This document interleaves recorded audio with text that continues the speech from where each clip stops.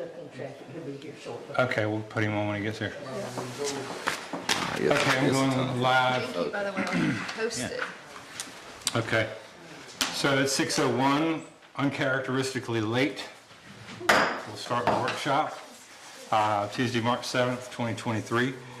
And first on the agenda, we had an audit update from our auditor, Keith Waters, but he's stuck in traffic, so we'll circle back to him.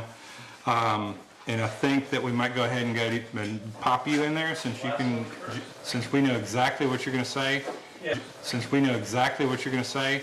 Yeah. Unless Cycle Sport, my bike shop. We are putting on the participation event of the of the Twilight Festival. So it's called the Gambler. It's just a bike ride for everybody. There's a registration fee, and you get a t-shirt, and there's a route that's planned, that's approved by all the municipalities, insurance to cover the event. Along the way, there are stops that have refreshments. It goes past the old Kenny Rogers place, and you get a playing card at each one of the stops. And so it's kind of a play on going past Kenny Rogers, because you get a poker hand at the end, and you win a prize based on how good your hand is. So it's kind of fun. Yeah, it's April 22nd this year. It'll be that Saturday. The ride leaves from downtown at 9 o'clock. I think that's most of what I had to say. I don't know if you have any questions for me. It is status quo, kind of what we've always done. We'd like to do again. It's been great. Y'all have been great, and I appreciate all the support for many, many years.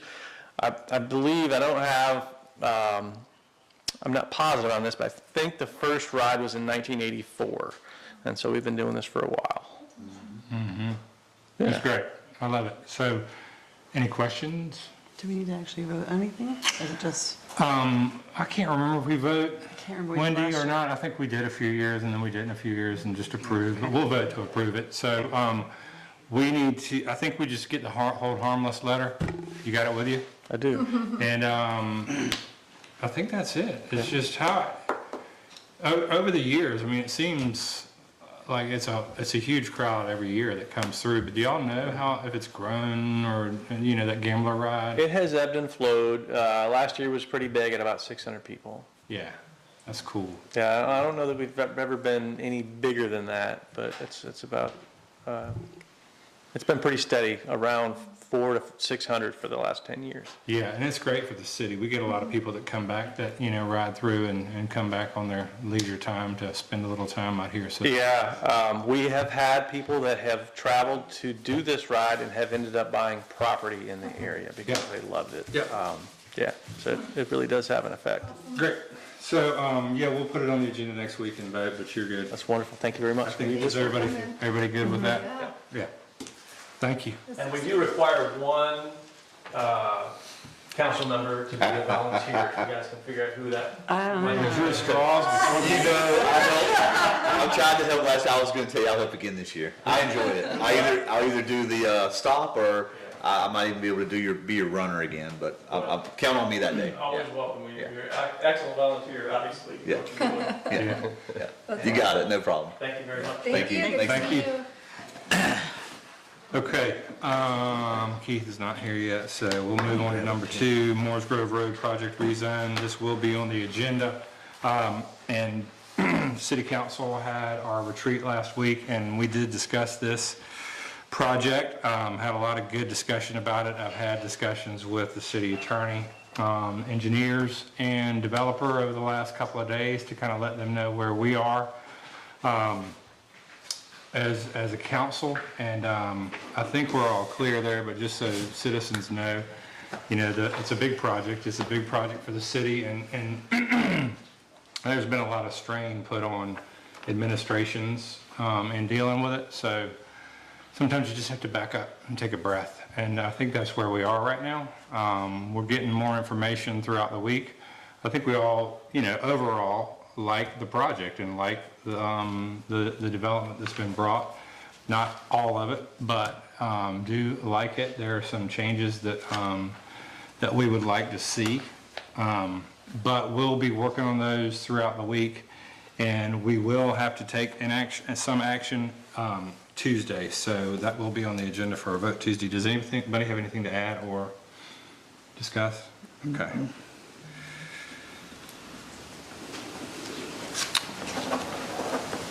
The mental health of a small city is a tricky thing. And you got to keep that mental health healthy for administrations and the people that work here and balance that with growth and progress. And it's a hard thing to do. But I think we've done a good job in communicating to each other how we feel about it and communicating that to engineers and everybody involved. So I think everybody feels good about the conversations that we've been having. We'll continue to have those. Okay, moving on to the piece of unfinished business from a few months ago, the lot combo and rezone for the garage on the corner that Josh Coons presented. He called tonight. He is at another meeting, so he can't be here, but he does have some plans to submit to us that are similar to basically the footprint and everything that they presented before that was approved by planning and zoning, with some changes and modifications in actually taking the top floor off the garage and adding some parking that was required by the city. So hopefully we get that in the next day or two and can have that on the agenda for next Tuesday as well. That'll be a vote on the rezone Tuesday? Lot combination rezone. Oh, there's Keith right there. How y'all doing? Good, man. Sorry, you got stuck in Winterville traffic? Yeah, Winterville traffic. It was 85, there was basically shut down. So Really? got stuck for about 30 minutes. Ooh. Sorry. That's okay. Good. We'll put you up so you can get out. Okay. You were first on the agenda and we went just ahead skipped into the agenda a little bit, Okay. so. Y'all just ready now? or- Jump on up. Okay. Do you need water or you need a break? I'm good. Just waiting to give y'all. Thank you. It's nothing like jumping out of Atlanta traffic and right into a financial audit. Right to the podium. The frying pan maybe? So exciting. One other thing. This will be pretty quick. There's not too much to go over. Everything looks perfect. Everything looks really good. I mean, it really does. Y'all's books are in good shape, and Thank you. really the main thing I wanted to go over is, it doesn't really have anything to do with the books. It's, so I'll just kind of go in order here. And we did pass the resolution last week. Okay, yeah. Before to amend the budget for 2022. Yeah, so y'all were actually right on budget then. 'Cause Yeah. that's what I put y'all in there. I knew y'all had passed that, so. Okay, great.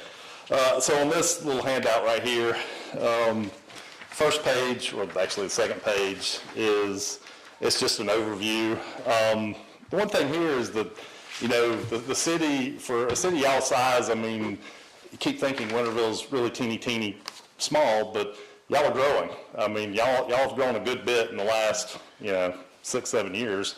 And the last 3 years, you really have. And so with that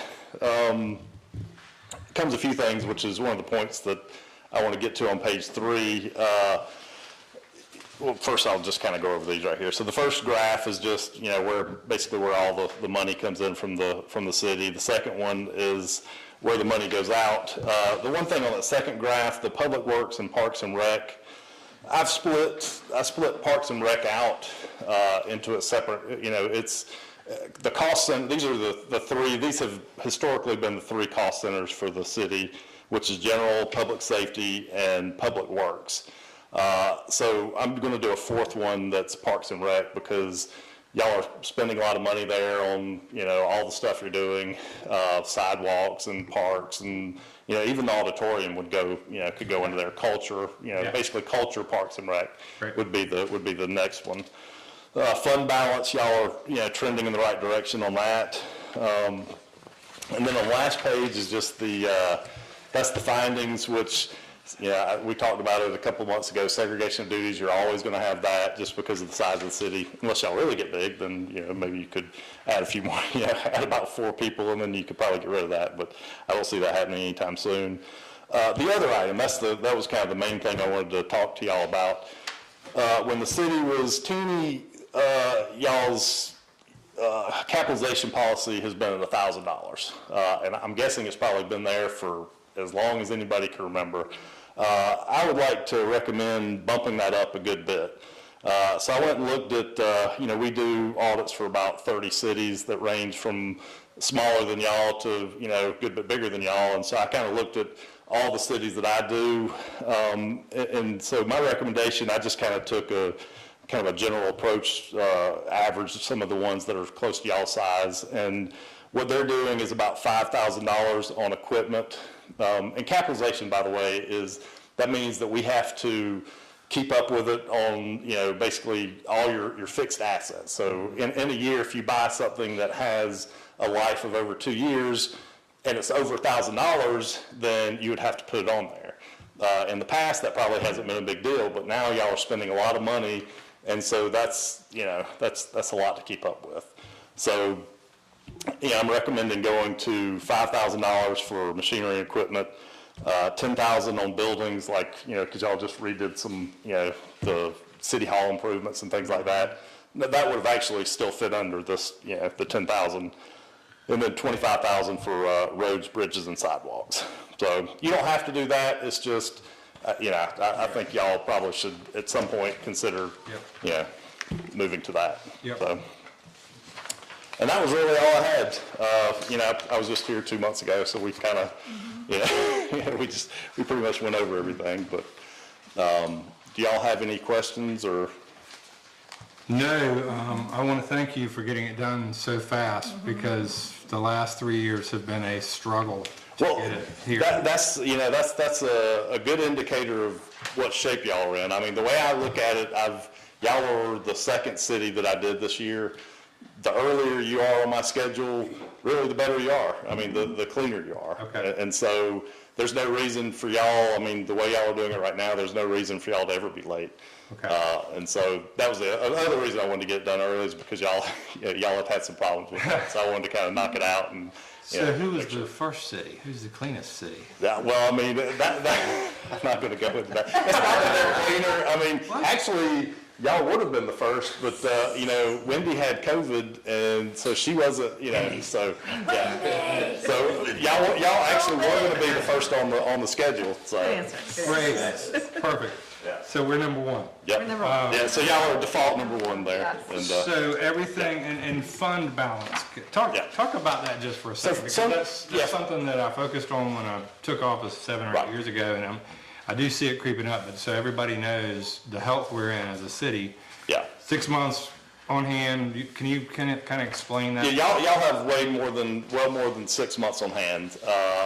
And so the reason I include that as one of the graphs is, if I'm going to put my finger on the pulse of the health of the city, of any city, I look at their fund balance. Fund balance is when you take all your assets minus your liabilities, basically that's what you've got left. So that's what you have that you can, not that it's all cash and not all liquid that you could spend it, but that's a good indicator of which direction any city is going. In y'all's case, a lot of it is cash and a lot of it is liquid assets. So seeing that, now going up too much is not a good thing. I mean, you don't want to be up, where you have enough for 3 years of expenditures for the city if y'all didn't bring any revenues in, which you're not there either. But I know y'all have a lot of projects that y'all are working on. So really where y'all are, I think, is probably a good place to be because you have the capital, the liquid assets to be able to do that. So that's why I keep that on there, is to see where it is. And that number actually can go negative. I've had cities that have negative fund balance, and that's, something you have to write up. But so y'all are constantly going in the right direction. I would, as far as operating expenditures, I would recommend 3 months is kind of the minimum that you want to keep in there as far as a cash flow standpoint. I would probably suggest a little bit more than that. And a lot of times when you look at what types of projects the city wants to do, I mean, you want to keep more than that. And so like with y'all, I know y'all have a lot of projects, so I would expect y'all's to be higher than that. But 6 months is kind of, that's a good guide to have at least 6 months of funds on hand. What did we have? Where are we? And y'all are 8 or 9? yeah, y'all have probably a year, I mean, really. Okay. So, yeah. What would you say the maximum would be that you'd recommend? I probably wouldn't go over, I mean, I've got some that are pushing 2 years. And it's okay if you're gonna build fund balance for some big projects, you know. But if you're just building fund balance just to, you know, to build it, that's not a good thing because this is taxpayer money and, you know, you don't wanna tax people and then just hold on to the money. So without any, you know, purpose or projects, I would say a year would be, you know, the max. You know, if you have projects, again, that kind of changes things. But that comes into the city planning, you know, what are you planning on doing? I mean, you know, that's the type of thing I would probably like to, you know, if I'm a citizen of Winterville, I would like to know, okay, well, what are your plans? You know, we've got all this money, what are we gonna do? Okay, well, we wanna keep at least a year's worth, you know, in reserves, and we're trying to, Got the plan. there you go, comprehensive plan. Right. So that's pretty much it. Yeah. It's just, you know, you don't want to have so much in there that it just looks like you're building up this gigantic piggy bank and, you know. Right. So, Good, and that's great, because we have intentionally focused on building our reserve back up because it was pretty low. right. Several years ago. It was about 2 or 3 months or 3 months, which was makes you a little nervous. Right. And then when COVID hits, makes you real nervous, so. Well, then when COVID hit, everybody got very nervous, but the thing everybody didn't realize is that the federal government was gonna Right.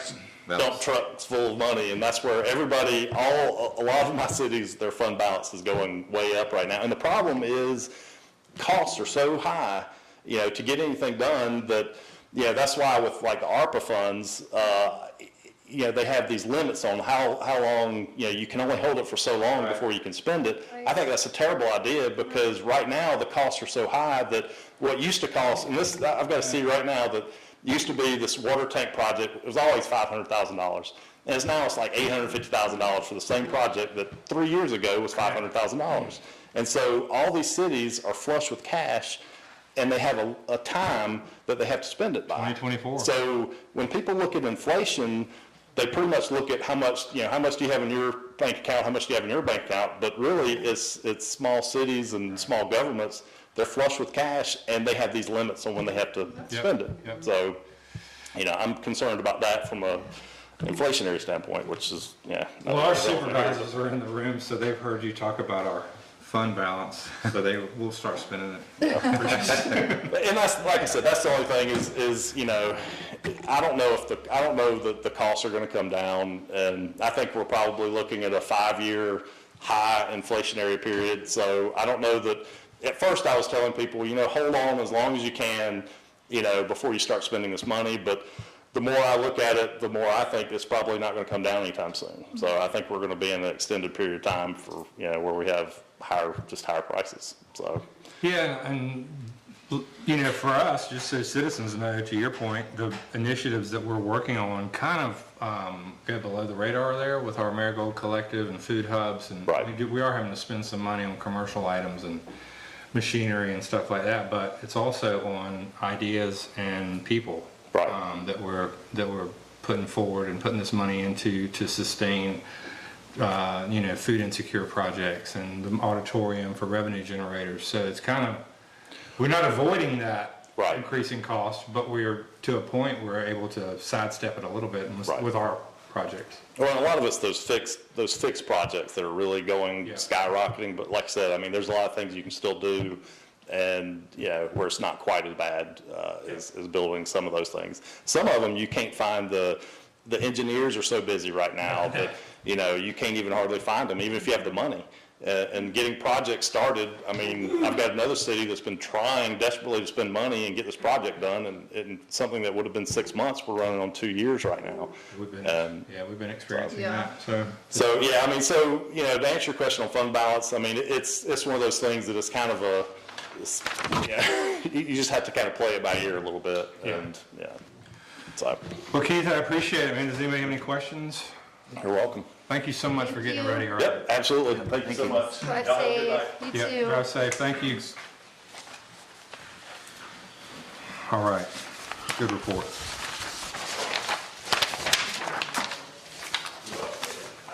You bet. thought he was saying fund balance and not Fun, but I was fund. gonna throw that out there, but I had enough corny jokes. But, yeah, right. Now we just need to increase our fund balance. Yes, fund balance. That's what we're trying to do. That's the Marigold Festival. That's the fun. That's the fund balance. What did I do? What you looking for? My, agenda. I needed my notes. Did you just have it? I did. I just had my book too when I came in here. Dude, what is going on? It's gotta be like in that pile somewhere. Disappeared in the thin air, I'm telling you. Did you Why don't stay you grab with that? If I that? can, I want to go grab my drink real quick. Yeah, yeah. Yeah, go ahead. I feel like it's in that pile. She feels like it's in this pile. She's identified, it's here, it's here. No, no. Where is that? Oh, here, wait, I got it. Found See, it. I knew it. Buzz, you're right. Yeah, she saw it. Okay, sorry about that. Okay, next, when Bruce gets back, we also have discussed P and Z salaries along with mayor and council salaries that were already voted on last month. P and Z salaries, we've come to some agreement there that we'll vote on next week. And I cannot remember if we decided to go ahead with those this year or 2023. But I'll look in my notes. I'll look in my notes. And that will be on the agenda for next week. Bruce, P and Z salaries next week. Yes, that sounds good. Marigold Collective presentation, Sherry Anderson. Hello. Hello. So much has happened since the first little meeting at the train depot back in February of 2019 or 2020. Was it It 2010? was 2020. Wow.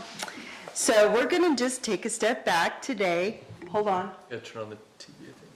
Did the TV turn off itself? Oh, no. We broke it.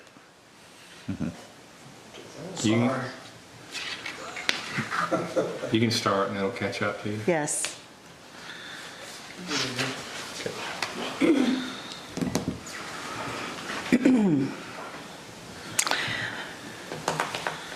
Anyway, so I wanted to kind of give you guys and people here who may not know what we do, I want to get the word out, what is Marigold Collective? And so we're going to start as if you've never heard of us, okay? So we started the Marigold Market back in 2020 as a drive-through market during the pandemic, and we've had some changes in council since then, but that year we generated, in a matter of 16 weeks, we generated $12,000 of revenue for farmers. And so that established that, yes, the community wants this, it benefits the farmers, so let's move forward. So our motive, our mission, if you will, is to have fresh, affordable food on Athens East Side. And year one, we were not able to accept SNAP or double it, so we offered 20% discount for people who had SNAP benefits. But since then, we have a partnership with Wholesome Wave now, and that's how we are able to match SNAP dollars every time someone runs their SNAP card at our market, okay? We want to have a community inclusivity, attitude, ambiance, vibe, whatever you want to call it, at the market. And these are just some of the things that we have: easy access to the Firefly Trail. We try to always have some activities going on, music, and then the market. And then we're having some more demonstrations and children's activities moving forward. Yes, that is that. And then the other benefit of the Marigold Market is that it's an economic development opportunity for local ag and small businesses, because we are offering a small space, we're offering a space for non-certified producers. And what that means is we do not require farmers or growers to have their organic licensing or certified naturally grown. Instead, we just strongly encourage good agricultural practices, and then we go to the farms just to kind of follow up and check up, and then we have workshops for them and things like that. And so, yes, there's that. And then we have our nutrition education, that's the other benefit to the, and so the way that the market goes is in order for that flower to grow, we need a market manager, and that's been my position up until now, and I've hired Sarah Hovader to do that for me now. And so that's really exciting because now she can kind of just take that and enhance what's already been started, and then I can start focusing more on the food hub and the shared kitchen. So after our first year, Dot and I talked about how fresh food is not affordable food. And that was one of the biggest takeaways from having the drive-through market. You know, the farmers, whether they're certified naturally grown or not, and especially since the pandemic, their costs are so much higher. And it's just really hard to get affordable food. So we're trying to think outside the box, what can we do? And so we came up with an idea for this food hub, which would reduce food waste by collecting the unused produce from the farm, from the vendors, unsold produce. And then also the cold storage, you know, as a storage space for Concrete Jungle, U Garden, us, and others, neighborhood leaders, for produce that's in between being distributed, okay? We also want to do this, and I did this last year with part of the income that was coming from vendor fees, is giving the local growers a reduced payment for their unsold produce. And since we've changed from calling it food waste to calling it food abundance, and so because abundance is such a positive word and we don't want anyone to feel like they're getting waste. So, especially whenever it's only been pulled from the garden 2 days before. It's not waste.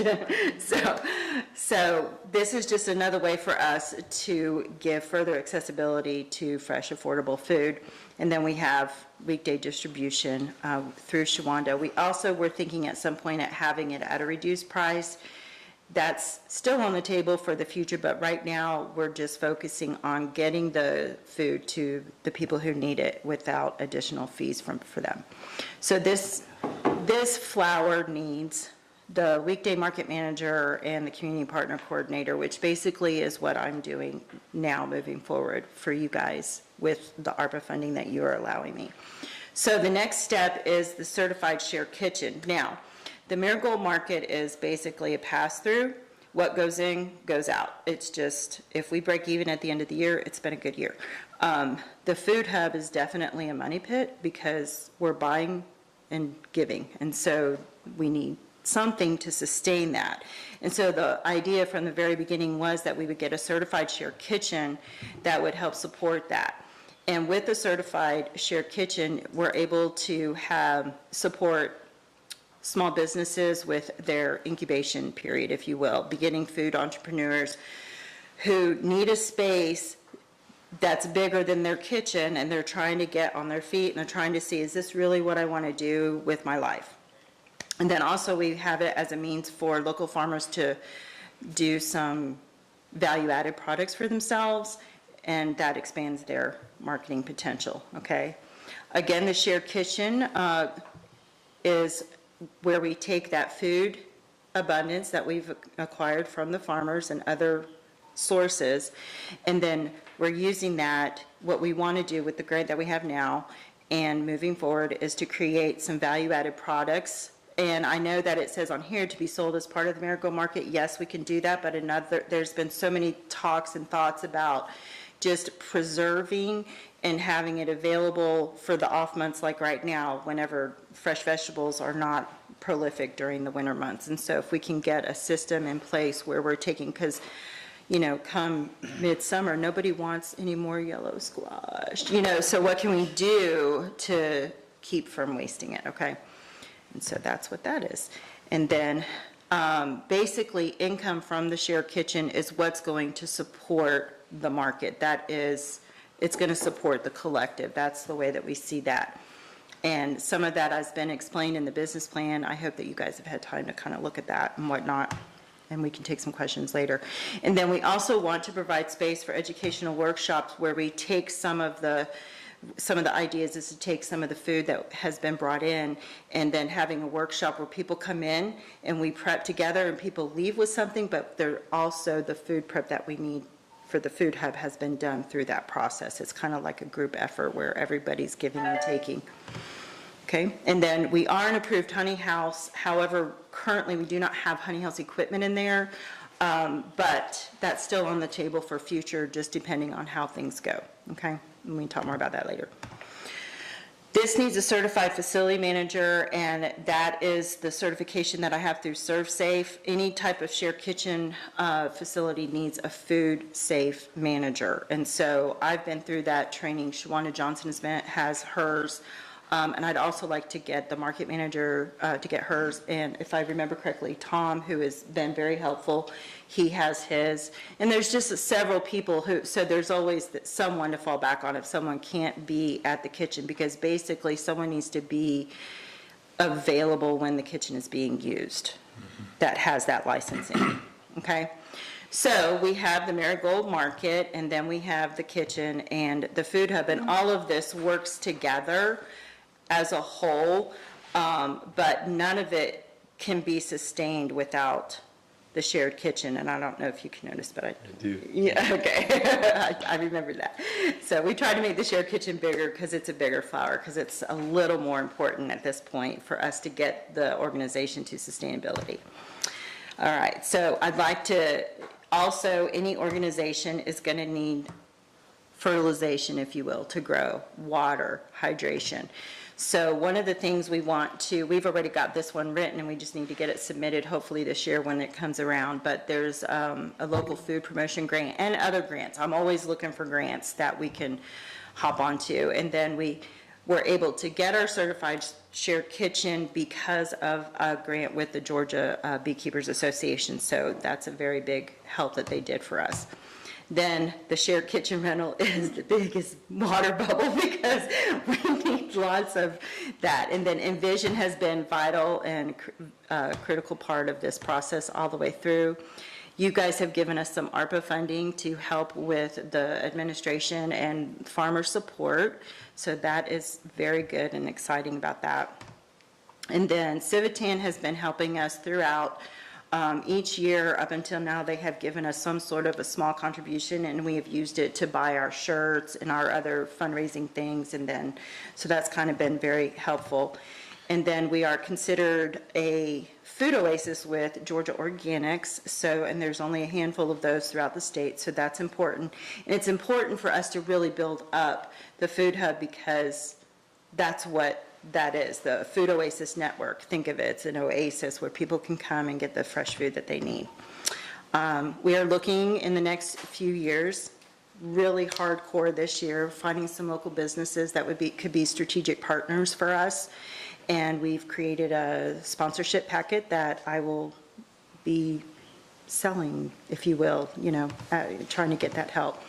Also fundraisers, and the Marigold Festival has also been helpful. They've let us use some of their tents and tables, and then they've also given us some monetary contributions over these few years. Wholesome Wave of Georgia, I mentioned them already. They help us with our SNAP doubling.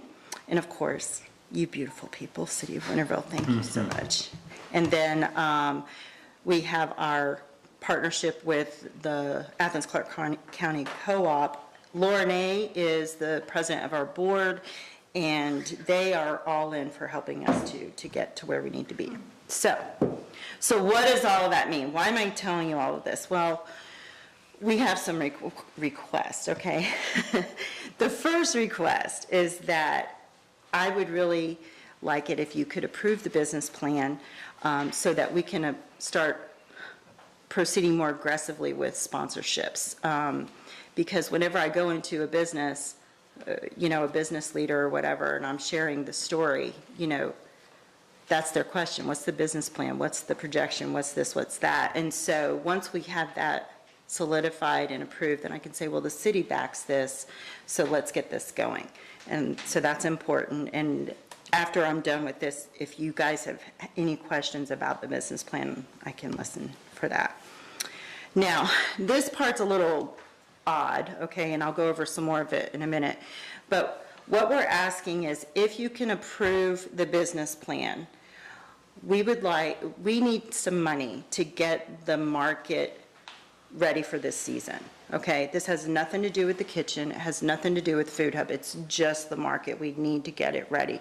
And last season, I tried my best not to spend any money, because I had not talked with you guys, and I was just like, I don't know what to do and how to do this and whatever.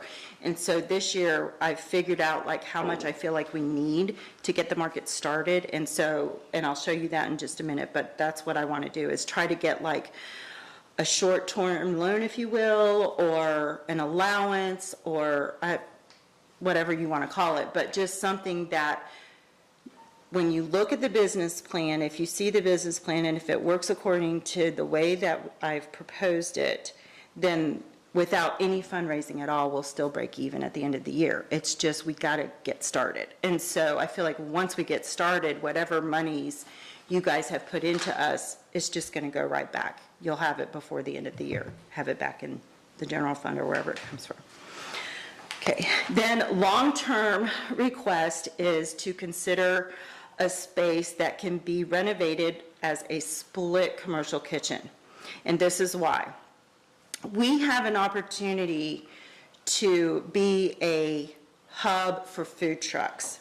However, food trucks require a commercial kitchen as their home base. And we're in the process of finding out what is the minimum amount that they need for the commercial space. There's some things that they can share that are the same, like the sewer and the water and some different things, but then they have to have their own individual prep space, and it has to be commercial grade.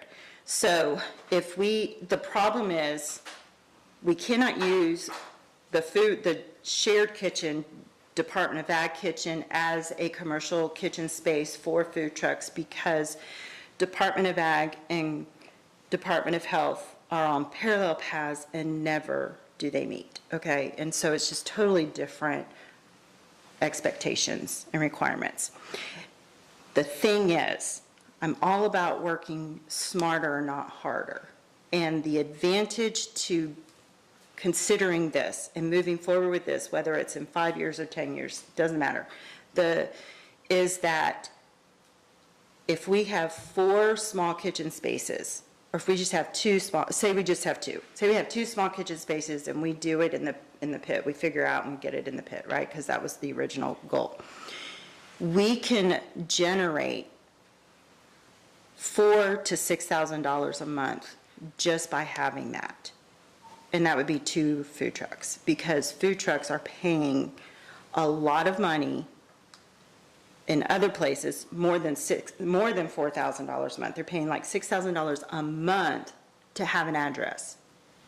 And so it just makes sense that this would be a good moneymaker. That kitchen, each one would just be used by that food truck.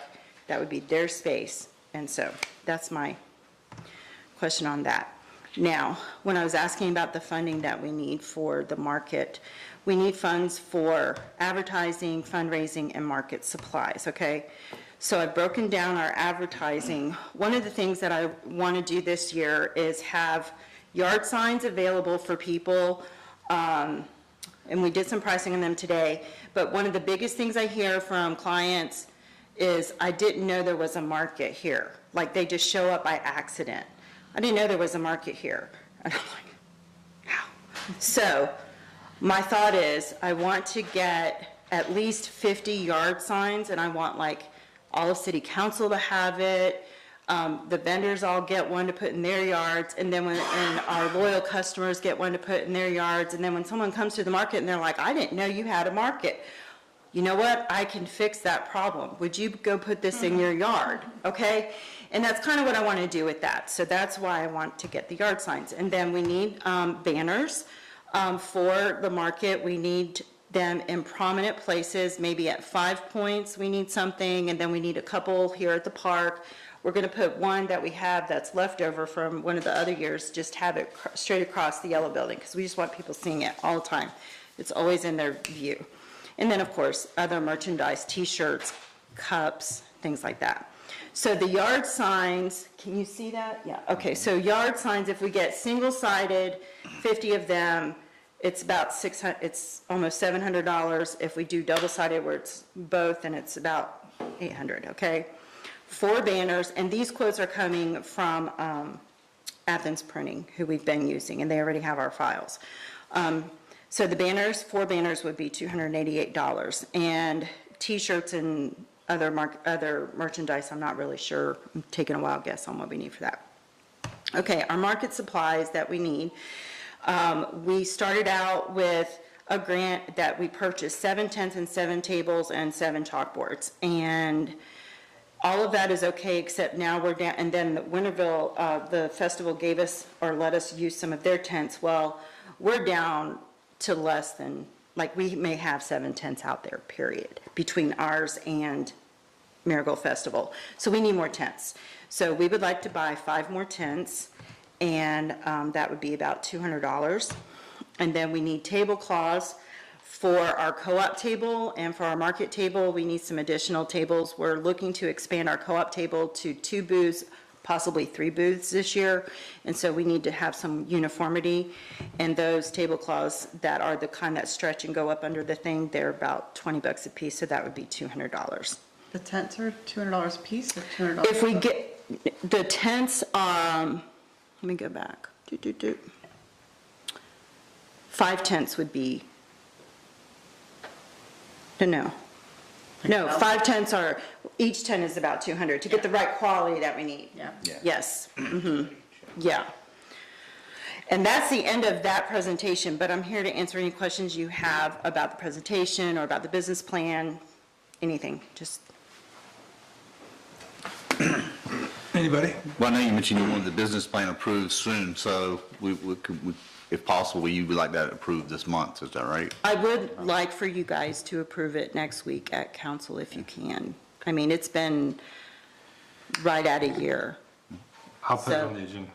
Right. Anything else? No, that's- And the ask that I'm wanting for the funding to get the market started, it's between $3,600 and $4,000, okay? And that's all inclusive. That's the advertising, the fundraising, and all of this. Okay. It's everything that I just showed you. Say 3,600 to what? 4,000. It depends on how many yard signs we get. That's kind of I feel like that's the biggest expense is those, but I feel like they're also the most important. Okay. Any questions, anybody? Okay, no, that's a great presentation, thank you. And Yes. thank you for all the work you've done on the market. And Sarah, welcome.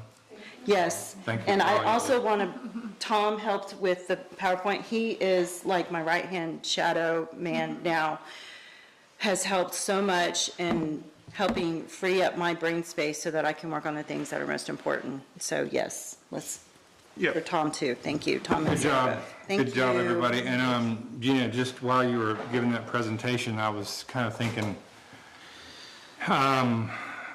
a lot that we've gone through, and you can sit down, unless you want to stand there. A lot of what we've been going through and talked about at the retreat, the mental health of a city, right? And the council and the people that serve the city, the volunteers that serve the city, which most of us can qualify for, even the ones that get a little bit of money are largely volunteers doing this because they love it and passion. And this is one of those projects, to me, that goes hand in hand with the Marigold Festival, that years from now, the city will be recognized for all the work you're doing now, long after we're gone. And hopefully the Food Collective, the Food Hub, is just a blueprint for other cities to go. Not only is this a great project, but look what it does to a community. And look what it does to the people that live in that city and to that city itself. It just goes hand in hand with all things Winterville to me, so great job. Yes, well, and I saw where Michael posted something about community for the Marigold Festival, and something I'm gonna get on our mugs is Where community blooms. happens. And I just love that, because that is what Winterville is, Sure. we're a community, I Yeah. think you were the first person I met here, Sherry, because you called me one day and told me my bag was ready for pickup at the market and had to go drive there and pick it up. Oh, that's cool. I remember that first one. Yeah. Masks on, pulling Yeah. out, rolling out your window. I got some cantaloupe pie. I was very excited about it. But it really is, I mean, Lots and of veggies. a lot of people do not make fun, but they come to the city for the first time and they say, this is Hallmark movie, but that's one of the one of the initiatives that make it such a special place and will for a long time, and what good work we can do for the community, right? And everybody around us and the young ones learning and the new businesses and the incubator and it's just, all the positives from this project are off the charts. So everybody involved, council, everybody that's supported this, and patrons and citizens, Public Works, everybody, what a great thing to support. So thanks. I have one thing to add. Yeah. Since she needs to get going with the business plan, and obviously the short-term loan is probably critical sooner rather than later to get the market going this year, I'd like to suggest that maybe we consider voting on the short-term loan next week as well. Sure. Thank you. I got it down. Okay, thank you. And thanks for that, because that helps. Comprehensive plan update. Anything else with Marigold Collective? Comprehensive plan update. We've got some scheduling. So there's a public hearing, second public input hearing is this Thursday. Is that right, Virginia? It is. In the depot at 30? we used this kind of in between. It was in between 6 and 7. That's good. So we'll put the word out. I think it's been put out on the website, but we'll put it out and put the rest of the schedule out, because now we start to move pretty quick into adopting the comprehensive plan, which is beautiful. And here's a draft copy of it, and you've all gotten this, right? So I'm excited about it. It seems like y'all took what was done 5 years ago and simplified it even more and made it more user-friendly, but more also updated it for what we're going through, changes with the city and the future of the city. So thanks to the committee. Any questions there? I think we have to approve it by May to be adopted by June at least, maybe. I'm not sure for state regulations, but I'll pass that around if I haven't already. The B&B ordinance, after our retreat, I've talked to our city attorney. He is working the language into our current ordinance, and he is also looking at the applicable taxes that we can receive from those bed and breakfasts. So we should have that language to vote on next Tuesday as well. Great. Karate classes. Over to you, Mooney. Okay. Hi, everybody. So I'm not sure if anyone here attended, but we had 6 weeks of free martial arts in the depot by a local martial arts expert. Expert? Martial artist. Martial artist. Oh, yes. And they really enjoyed their experience out here. They were saying, 6 weeks is a very short amount of time to try to build up the interest and the attendance. But they loved it out here, and they felt like they were kind of starting to build something pretty cool. So they reached back out to me asking if they could kind of come back to the city and offer free classes to Winterville, and in exchange for kind of free access for the space. So I just wanted to bring that up as an option if we want to vote on it next What does week. that mean, free access to space? What do you mean? Like no rental fees, but they would offer free classes. Oh, okay. And then there was a split too, right? There was a split. There's a let me split see. after a Yeah, certain so on amount. testing fees, Yeah. the city would get half of whatever Yeah. the testing. Yes, thank you. Oh, okay. I think that goes, kind of still falls under your wellness project, right? The wellness project that we worked on. So I'm good with putting it, I'll put it on the agenda next week if we want to go ahead and vote on it. Okay, anything else? That's all I had there. Back to me. Back to you. Retreat recap, so I'm going, unless anybody else wants to speak on this, I'm gonna save this for next week and kind of boil it. Haven't really had a chance. We got a lot of great work done at the retreat, worked really hard, and every citizen in the city should be very proud of everybody sitting at this table for the hard work and the thoughtfulness that they put into that retreat, and came ready to work and not ready to stop working. So it was great. It'll benefit the citizens long-term, and I think short-term too. It enabled us to really, like I said, take the pulse of the city and within ourselves, and the mental, focus on the mental health of a community, right? So all things Winterville. So we were able to do that, and it was very productive, and I'll kind of summarize that next week in the mayor's remarks. And anybody feel free to add anything they wish to those. next week. Community center project update. Tom, we've got the floors. I can't wait till people see this place.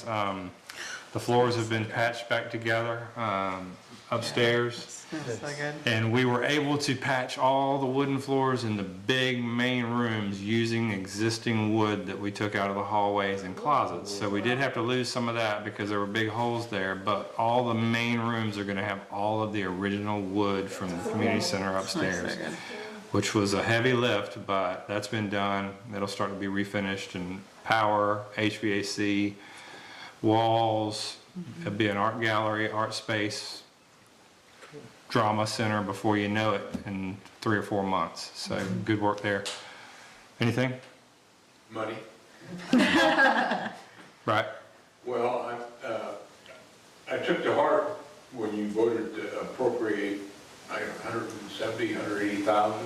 So I got an electrician, which was the first step. We have to have power to the upstairs. We're finding that out with Dan. Right. And also I've got heating and the sprinkler system and alarm system that are set to go. But, money. Yeah, so, and that's scheduling with like that. So we had a bill come in from last year that was late to the tune of $20,000. So that's just looking at the SPLOST funding and then the SPLOST check that comes in April. So we may have to, and I've talked to Tom about this, it may, what is this, March? You know, it'll put us back 2 or 3 weeks starting, but we can look at that and we can start to cut some of these guys loose in the next 2 weeks. The electrician for sure. Yeah, I'm glad, I already set him in motion, the electrician, Jimmy Tucker, Right. local electrician. Yep. And I'm glad I did because he still doesn't have this was 3 weeks ago, I think, and he still doesn't have the Right. panels or anything. So And that's why we it's a kind long of, lead time. and that's why we went with him first, really. So, and that's good. I think we're fine. I think it'll all fall together for the funding piece. And, you know, we've got money in the general fund, so if we have to dip into that, but I'd rather use the approved SPLOST funding. Anything else? When is the deck gonna be finished? Do we The know? deck, when's the deck gonna be finished? My husband asks me every day to ask you, so. So let me just tell you that the door was set today and they've been working on this Yeah. beautiful door Yeah. and I'm just preparing y'all right now. So we talked about the finishing touches for the auditorium and how those really need to be impressive. The door was set today. It's beautiful. There's 4 more on the front. Once you see the one on the side, you're gonna wanna put that same door on the front of this building, 4 of them. So, but we'll let Tom and the guys get through setting this one before we start Let's about try that. another one. But it's beautiful. And I didn't mean to interrupt. So the deck will be, as the weather has been the hold up mainly. It's, well, our time's kind of limited. You know? Yeah. And right now, we're getting into a little bit of grass cutting, getting the weeds cut anyway. But we'll have it done by the end of the month. Yeah. The deck and the door and everything. That's awesome. Yep. And then community center repairs. I just put this on here. We need to start talking about this because at some point during this project, the flooring downstairs, Yeah. and we've got a really good contractor upstairs working and seems to, I mean, Dan, I know that he does, but he's proven it again in the community center with the way he does, his expertise with flooring. So we're probably gonna need to, before he wraps up and moves his equipment in the next couple of months, see what he would charge us to repair the flooring in the community center. What's underneath it? In the community center? Yeah, the first floor, what's underneath, what's there? It depends on where you are in the center. There's not a whole lot of crawl space, but the subflooring is, well, there's rotten spaces in this couple of Yeah. rooms. And then under, it's hard to get to that spot is the problem in that one area. So we're gonna have to try to see if he can help us with that. We may have to come up with something creative there because it's so tricky to get to. But I'm just putting this on there, so. On that note, I think we may need to vote again on we voted on, I think it was like $1,200 for plumbing repairs, but it came in at like $1,800. Okay. So I think we may need to just vote on that. I mean, it's reasonable repairs, I think, but it just came in a little higher than what we'd originally voted on. And since it's over the 1,000 threshold, we probably need to vote on that again. I'll call him tomorrow. I asked the plumber for an explanation as to why it was more. But so far, it's working well, right? Yes, Yeah. as far as I know, yeah. Hope it does. And you reminded me when you mentioned the electricity, maybe sometime you and I can maybe meet and talk about, maybe talk to Jimmy to see how that second floor electric systems might integrate with the solar. Or if it's gonna be just tacked on to that other panel. But anyway, I'd just like maybe chat with you and him at some point about that. We may just leave it off. I think we did talk about that. Is- And I think that the solar power that we have, Yeah. the panels that we have, would only supply. like Just the first floor? Yeah, that's fine too. Yeah, you're probably right. We won't have enough, we can't generate enough because the amount of, I've looked at electric bills, the amount of electricity that the center's using is going up quite a bit, and it'll go up more when we have the second floor. Okay, thanks. If I have any more questions, we'll chat later. Thank you. Okay, I'm gonna move on unless anybody has any questions. Okay, HPC, we have an application for the Historic Preservation Commission. Virginia Ball sitting here tonight. So we will vote on your punishment next week. Just slide in a little something about the water fountain. So, and I'm glad you said that. Because I've thought about our conversation and you for the last 4 or 5 days, because every year for the last 3 or 4 years, the boys and I meet Tom at the fountain and we die at Green March 1st. Oh, that's gonna be rough. But this year, Full of yeah, I know. mud. I know. and Mosquito larvae. Yeah, so I hung the flags this year, but was unable to dye the fountain, so we gotta get the fountain. We gotta get the fountain. So Yep. the little amount of funding that we got from the community, I think that I could go back and get more if I had an update or something to tell people. Yeah, we'll get, I'm not on the agenda, I just, No. sorry. it's okay. Okay, but I We have will, plans, kind of tentative plans, and we've contacted a couple Contractor. landscape architects yeah, or landscapers, and that's about as far as I've got it. yeah. We just need to pick it back up. We just need somebody to bug us every day. No, to get- I see him go by give a you- lot, so I can just stop it. Yeah, he loves that. Yeah, he does.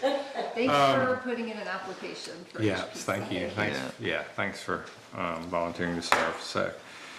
I'm gonna move, Tina, I'm gonna move you up real quick so we can wrap it up. Tree Commission, Tina Mills. Tim Mills will speak for the trees. Tree Commission. Today her hat is tree commission. Yes, silver hats and cute hair too. Cute hair. This is a document that Susan, our city arborist, and I are working on. We are exploring the possibility of planting public trees on private land. So I hope that someone will send this to the city attorney and get him to add his input and eventually put it on city letterhead with 2 blanks for us and the person to sign, and we will make it happen. So this, whatever you'd like to add or subtract, Commemorative trees. just for commemorative trees. Can we plant them right in front of people's doorways? so Yeah, did we they get to can't say out? where they get planted? Only your own doorway at this time. Is there a plan around this? Is there like a, something that, An overarching. goal with? So when we started out with the commemorative tree program, we did the trees along the Firefly Trail, and we've pretty much stuck a tree everywhere we can on all the land that is owned by the city. Preview to upcoming attractions, there's that little piece of property that the city owns that's kind of derelict, and there's a grave on it, and it's over by Bruce's house. So the Historic Preservation Committee and we, the tree commission, are going to make a plan to somehow turn that into a green space. But maybe you were asking, or So there's, what are our goals is, we ran out of space to put trees. We need more space to put trees. Would the property then become city-owned in this context? So the thing about the commemorative trees is that they're protected under the tree ordinance. So there needs to be a document where the property owner and the city agree that this tree is protected. So if they sell the property, or if they decide they hate Aunt Ellen, that the tree is commemorative for, they can't cut it down. That's the thing. Or they could change the plaque. They could change the plaque. is there somewhere y'all have seen this? Is there some? So are there this other cities document doing this? is a compilation of other documents that Susan has seen Okay. in Jefferson and the other place that she worked. I'm Okay. sorry, I'm not real familiar with the towns of Georgia. So this is something we're working on, and we have found a place to put a few more trees, and Tom and I are going to go get them next week. Yeah, so citizens know, this is an opportunity for them to partner with the tree commission and not the tree commission coming onto their property to plant trees. Oh, so we will plant a tree in front of your front door.